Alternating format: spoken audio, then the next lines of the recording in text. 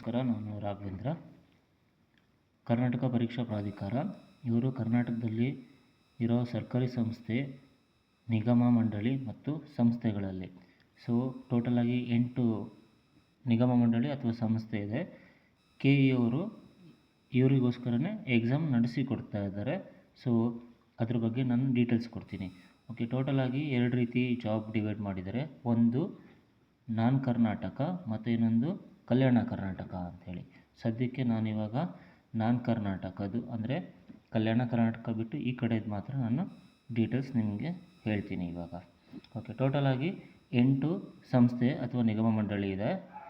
ಇದರೊಳಗಡೆ ಬೆಂಗಳೂರು ಅಭಿವೃದ್ಧಿ ಪ್ರಾಧಿಕಾರ, Karnataka soaps and detergent limited, Rajiv Gandhi ಆರೋಗ್ಯ ವಿಜ್ಞಾನಗಳ ವಿಶ್ವವಿದ್ಯಾಲಯ, ಕಲ್ಯಾಣ ಕರ್ನಾಟಕ ರಸ್ತೆ ಸಾರಿಗೆ ನಿಗಮ, ವಾಯುವ್ಯ ಕರ್ನಾಟಕ ರಸ್ತೆ ಸಾರಿಗೆ ಸಂಸ್ಥೆ, ಕೃಷಿ ಮಾರಾಟ ಇಲಾಖೆ, ತಾಂತ್ರಿಕ ಶಿಕ್ಷಣ ಇಲಾಖೆ ಮತ್ತು ಶಾಲಾ ಶಿಕ್ಷಣ ಇಲಾಖೆ.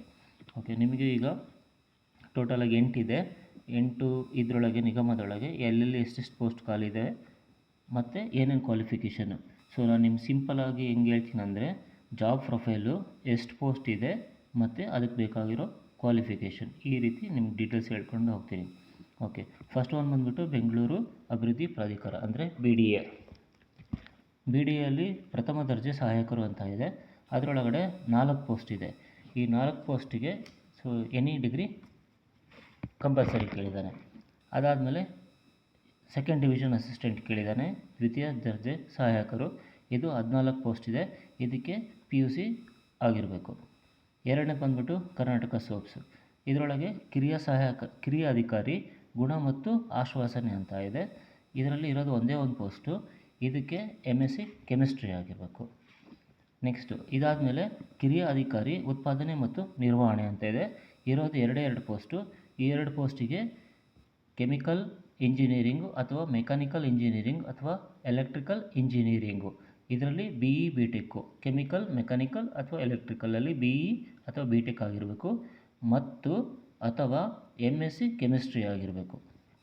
ನೆಕ್ಸ್ಟ್ ಬಂದುಬಿಟ್ಟು ಕಿರಿಯ ಅಧಿಕಾರಿಗಳು ಸಾಮಗ್ರಿ ಮತ್ತು ಉಗ್ರಾಣ ವಿಭಾಗ. ಇದರಲ್ಲಿರೋದು ಒಂದೇ ಒಂದು ಪೋಸ್ಟು. ಇದಕ್ಕೆ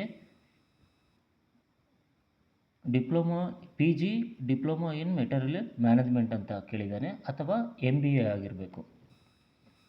ನೆಕ್ಸ್ಟ್ ಮೂರನೇದು ರಾಜೀವ್ ಗಾಂಧಿ ಆರೋಗ್ಯ ವಿಜ್ಞಾನಗಳ ವಿಶ್ವವಿದ್ಯಾಲಯ. ಇದರೊಳಗಡೆ ಜೂನಿಯರ್ ಪ್ರೋಗ್ರಾಮ್ ಗ್ರೂಪ್ B ಅಂತ ಇದೆ. ಇದರಲ್ಲಿರೋದು 4 ಪೋಸ್ಟು.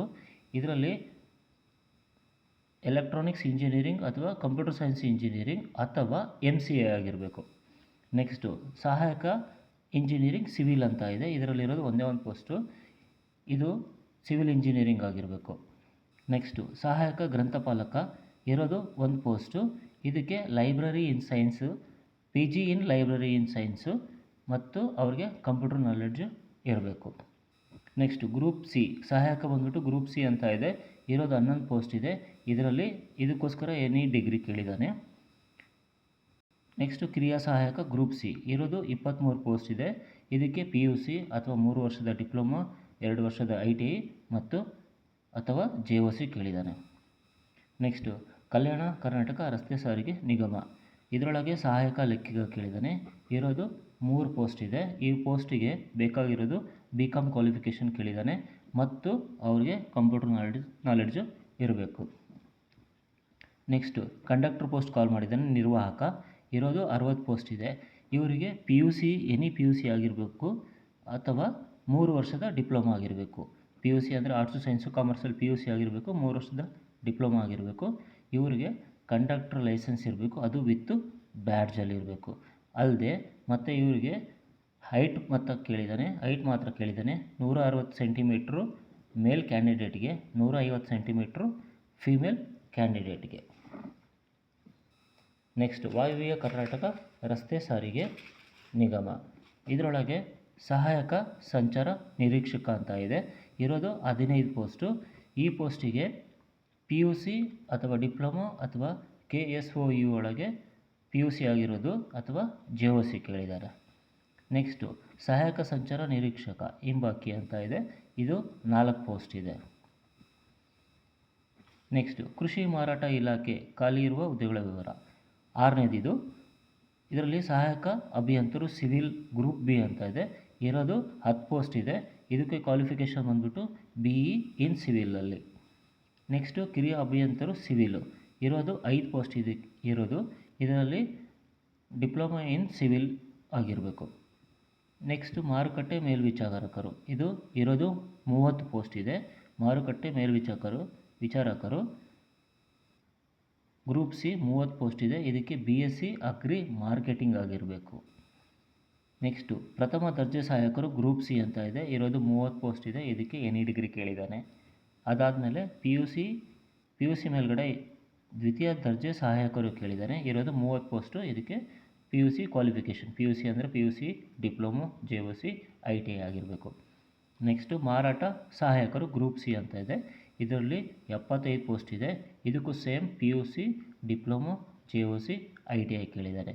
ಸೊ ಇವರೇನು ಜಾಬ್ ಕಾಲ್ ಮಾಡಿದಾರೋ ಅದರೊಳಗಡೆ ಜಾಸ್ತಿ ಪೋಸ್ಟ್ ಇರೋದೇ ಕೃಷಿ ಮಾರಾಟ ಇಲಾಖೆಯಲ್ಲೇ ಇರೋದು. ಟೋಟಲಾಗಿ 180 ಇದೆ.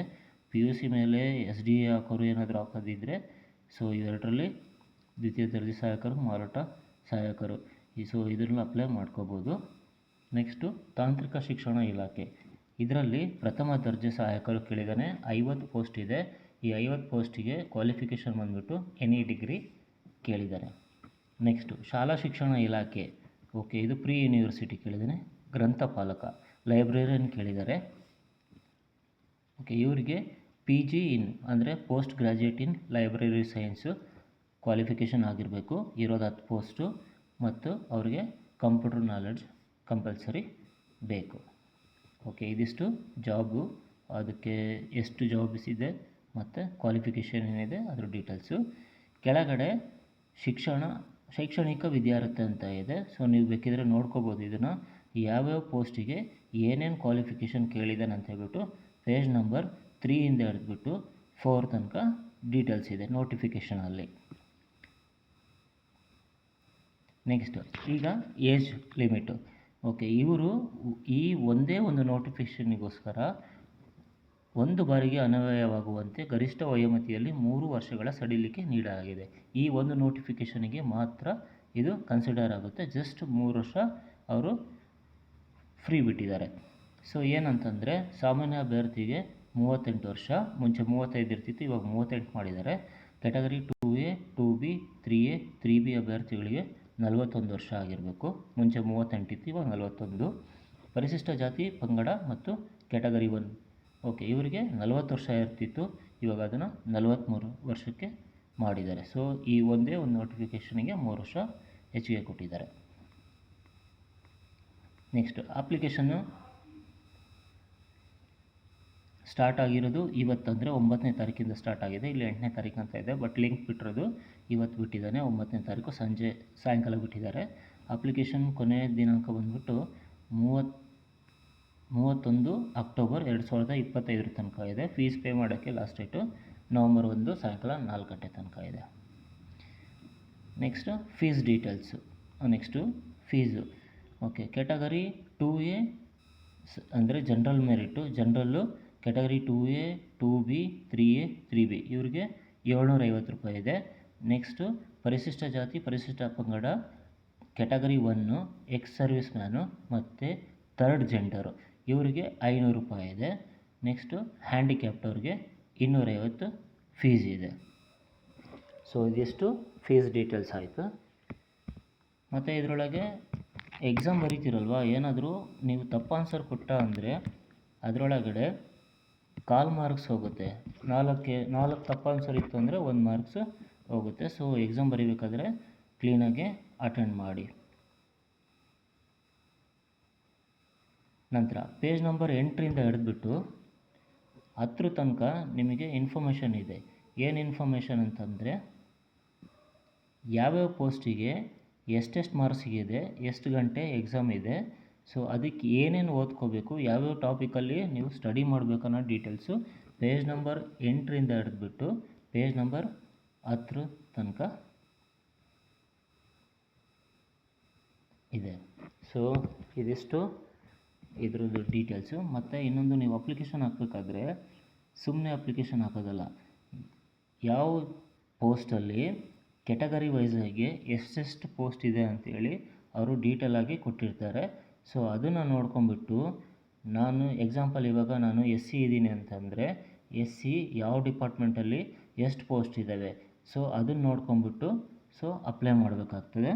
ಅದನ್ನೆಲ್ಲ ನೀವು ಕ್ಲೀನಾಗಿ ನೋಡಬೇಕು. ನೋಟಿಫಿಕೇಷನಲ್ಲಿದೆ, ಇದು ಜಸ್ಟ್ ನೋಟಿಫಿಕೇಷನು.